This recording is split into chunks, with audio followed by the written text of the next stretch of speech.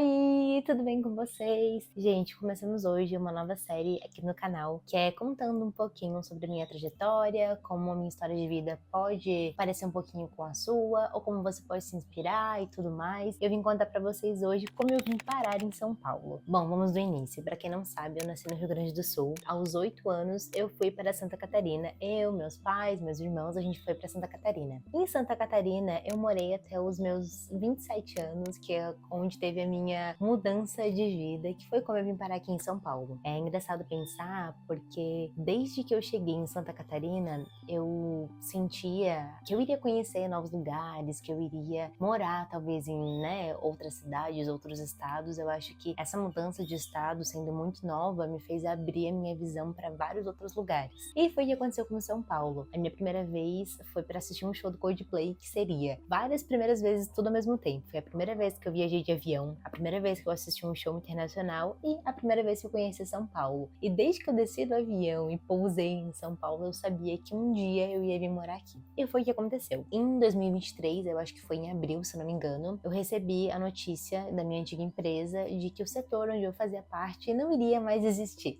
Sim, desse jeito. A primeira coisa que eu pensei, bom, eu fui demitida, eu vou ser realocada, o que vai acontecer? Preciso atualizar meu currículo, preciso buscar no LinkedIn qual seria a minha primeira função. E aí eles falaram que nós teríamos um mês mais ou menos para buscar recolocação no mercado, que eles iriam fazer cartas específicas assim, nos recomendando para outras empresas e tudo mais. E para quem não sabe, essa empresa que eu trabalhava antes, ela faz parte do grupo Magazine Luiza, que é composto por diversas outras empresas. Quando eu recebi a notícia de que o setor onde eu fazia parte ia terminar, eu acabei me inscrevendo para várias vagas de empresas dentro desse grupo. E uma dessas empresas era o Jovem Nerd. Então, assim, a empresa que eu trabalhava antes, o escritório principal dela era em Curitiba. Eu precisava ir para a empresa, assim, para fazer alguns cursos e interagir com os meus colegas de trabalho apenas uma vez por mês. Então, meu trabalho era 90% do tempo híbrido, isso em Santa Catarina,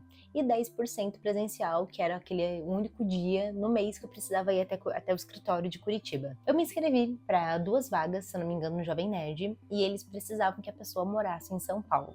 Eu não morava em São Paulo, mas eu tinha essa sede de vir pra cá. Então eu falei, conversei com meu namorado na época, que hoje é meu noivo, a gente conversou, e foi assim, a gente não tinha nada a perder. Nós não tínhamos comprado um apartamento em Santa Catarina, nós não tínhamos filhos, nós tínhamos um carro que tava, pra vender e tudo mais, até a gente teria uma graninha extra pra conseguir comprar os móveis, conseguir fazer uma mudança de uma forma mais confortável, porque mudar de estado não é como trocar de apartamento na mesma cidade. São outras coisas, envolve muitas outras coisas. Inclusive, eu posso fazer um vídeo especial sobre isso, especificamente sobre todos os passos que incluem a mudança. Se vocês quiserem, comentem aqui. Depois que eu me inscrevi para essas vagas, a gente conversou, analisou que tá, tudo bem. Qual seria o pior dos cenários? Eu não passar para essa vaga e eu ficar desempregada. Ficando desempregada, eu ia ter que buscar outra coisa ali na minha área, que é publicidade e propaganda, até a gente conseguir, segurar as pontas. Só que, gente, o processo seletivo pro Jovem Nerd durou, se eu não me engano, um mês. Foram 4 semanas. Nessas 4 semanas, toda semana eu tinha um processo de entrevista diferente, um teste diferente, algo, sabe, muito específico da vaga. E eu realmente estava cogitando não passar, assim, algo dentro de mim falava, não, talvez eu não passe, mas lá no fundo tinha uma vozinha que dizia, e se a gente passar? O que vai acontecer? E assim, sendo bem sincera com vocês, eu tinha uma vida muito confortável em Santa Catarina, eu tinha minha rotina bem certinha, eu morava perto dos meus pais, eu morava perto dos meus irmãos, dos meus sogros, tinha bastante amigos, fazia meu crossfit de manhã cedinho, eu tinha uma vida completamente estável, assim. É aquilo, o que eu poderia perder se eu saísse dali? O que poderia dar errado, Porque eu vinha conversando muito com a minha psicóloga sobre isso, e ela falava assim pra mim, Laís, mas qual é o pior cenário? Você não passar no processo de experiência e voltar pra Santa Catarina, que é um lugar que você sempre gostou de morar, onde você tem família, amigos, uma vida? Tipo, esse é o pior cenário? Então isso começou a mexer bastante comigo, assim, então eu tava bem na cabeça de que tá, então se for pra ser, eu vou passar e vai dar tudo certo. E foi o que aconteceu. Nesse processo todo, eu recebi a notícia numa sexta-feira, no início de junho, eu acho que era dia 2 de junho que eu recebi a notícia. Eles marcaram uma conversa comigo no final do dia, assim, era 5h30. E eu pensei, cara, ou eu passei,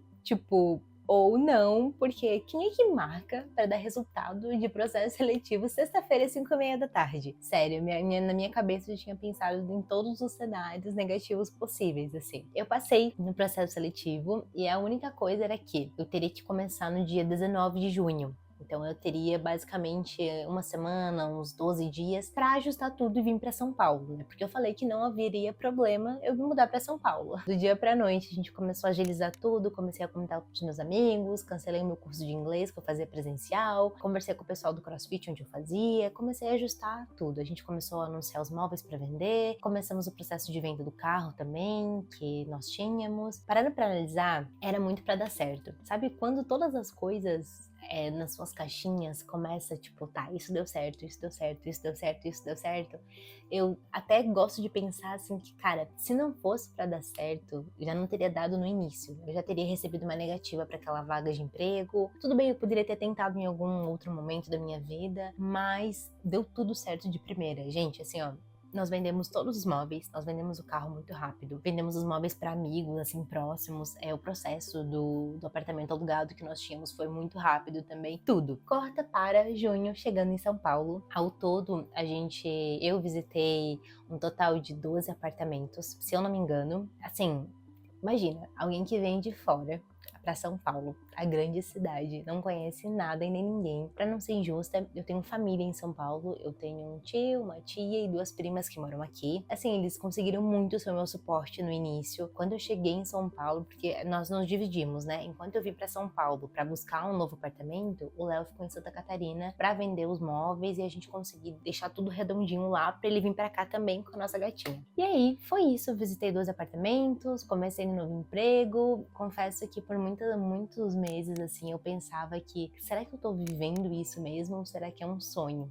Sabe? Porque eu sempre quis morar em São Paulo, sempre quis trabalhar em um grande veículo, assim, como o Jovem Nerd, que é um dos portais de conteúdo mais completos e renomados do nosso país, assim. E os meninos são muito legais, né? A gente costumava falar os nerds, assim. Todas as oportunidades que eu tive, desde eventos até Comic Con, BGS, que é aquela feira de games, teve tanta coisa nesse processo inteiro, assim, de Jovem Nerd, que eu não consigo falar pra vocês, teve um momento X. Teve muita coisa. Eu participei da live do Oscar, ali na produção, ajudando. Participei de várias coisas e foi um momento muito significativo pra mim. Até não fazer mais sentido com o meu atual momento de vida. Hoje eu tenho 28 anos, 28 anos e meio, vai. Chega um momento onde você precisa colocar as cartas na mesa e entender o que você realmente quer. Quais são os seus objetivos pro futuro, quais são os sonhos, quais são as metas e como você vai alcançar ou vai chegar até lá. Eu confesso que, assim, por mais que eu gostasse muito de trabalhar no Jovem Nerd, tava começando a bater de frente com outras partes da minha vida, que é a criação de conteúdo. Era um trabalho que me exigia muito tempo, presença, era um trabalho híbrido, eu precisava ir 2 vezes por semana pro escritório. Imagina, eu saía de manhã às 9 da manhã e eu voltava pra casa às 8 da noite, 2 vezes por semana. Tá, tudo bem, isso pode ser pouca coisa pra quem trabalha todos os dias presencial, mas era muito fora de mão pra mim, assim, que queria muito trabalhar com criação de conteúdo, que queria usar os meus intervalos no almoço pra gravar vídeo, que queria, depois do meu expediente, emendar e gravar mais criação de conteúdo, essas coisas. E tava começando a ficar muito puxado pra mim. Então, no ano passado, eu tive umas 2 crises de ansiedade, assim, durante esse processo, onde eu não tinha identificado até então como crise de ansiedade, uma falta de ar, assim. E aí eu comentei com a minha psicóloga, no dia eu comentei em uma das nossas sessões, eu falei,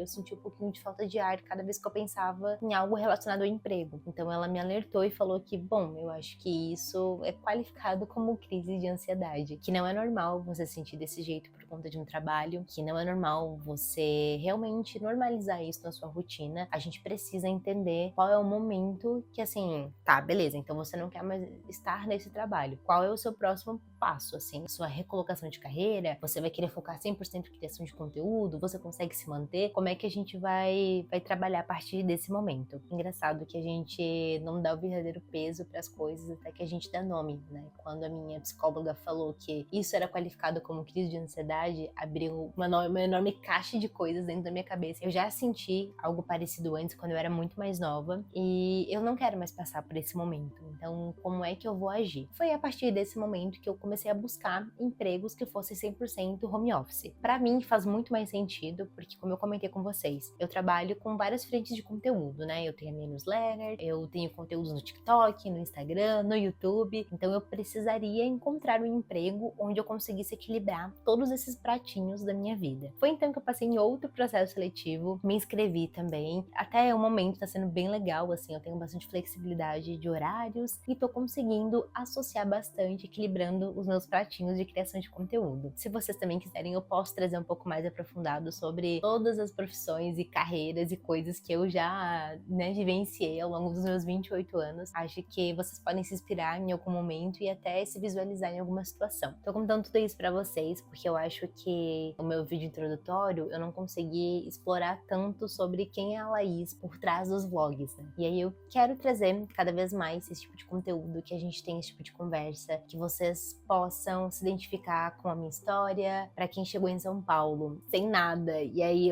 vai fazer 2 anos que eu moro aqui, durante todo esse processo, todas as experiências que eu adquiri, os lugares por onde eu passei, assim, foi um enorme aprendizado. E eu costumo falar, assim, e muitas das pessoas que vêm de fora ou que já moram em São Paulo há muito tempo, é muito alinhado essa questão de que São Paulo não é pra qualquer pessoa. E não é. Mas, ao mesmo tempo, você pode encontrar aqueles micro momentos do seu dia onde você consegue, sei lá, viver de uma outra maneira. Durante esse processo de adaptação na cidade, no primeiro semestre, assim, foi bem difícil. Cidade nova, emprego novo, apartamento novo, amigos novos, tudo novo. Mas depois que você vai se adaptando, você vai entendendo qual é o seu papel, vai analisando, assim, quais momentos da sua rotina você gostaria que fossem diferentes. Por exemplo, a atividade física pra mim é algo inegociável. E quando eu morava em Santa Catarina, é algo que eu fazia de segunda a sábado. Então, quando eu organizei essa caixinha, tá, beleza, atividade física, eu consigo fazer todos os dias. Emprego, tá tudo dando certo, estou aprendendo, estou conhecendo novas pessoas, estou fazendo amizades. Amizades no sentido geral, tá, como é que eu consigo encontrar novos amigos na vida adulta? Então, eu fui indo por cada etapa, assim, cada caixinha da minha vida, até o momento que eu estou hoje. E antes da gente finalizar o vídeo, eu queria muito falar com vocês sobre o meu mantra para 2025,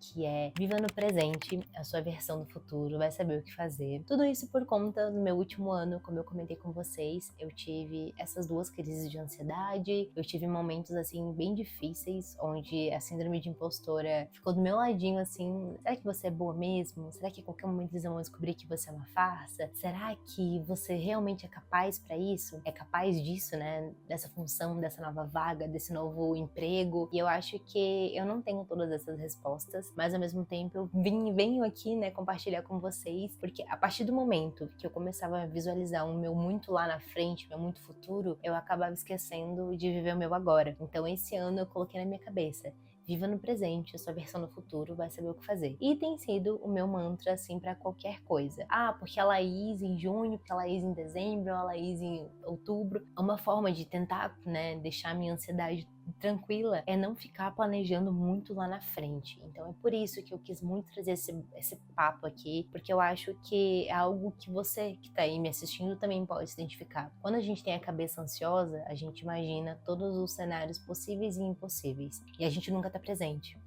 E isso acaba atrapalhando todo o resto, porque quando a gente não tá presente, a gente não escuta direito, a gente não tá atenta ao momento e a gente vai perdendo porque a gente tá focada lá em outro momento que ainda nem chegou. Realmente, a minha versão do futuro, ela vai saber o que fazer, ela vai saber como agir, ela vai saber, né, com que lidar, as responsabilidades daquele momento.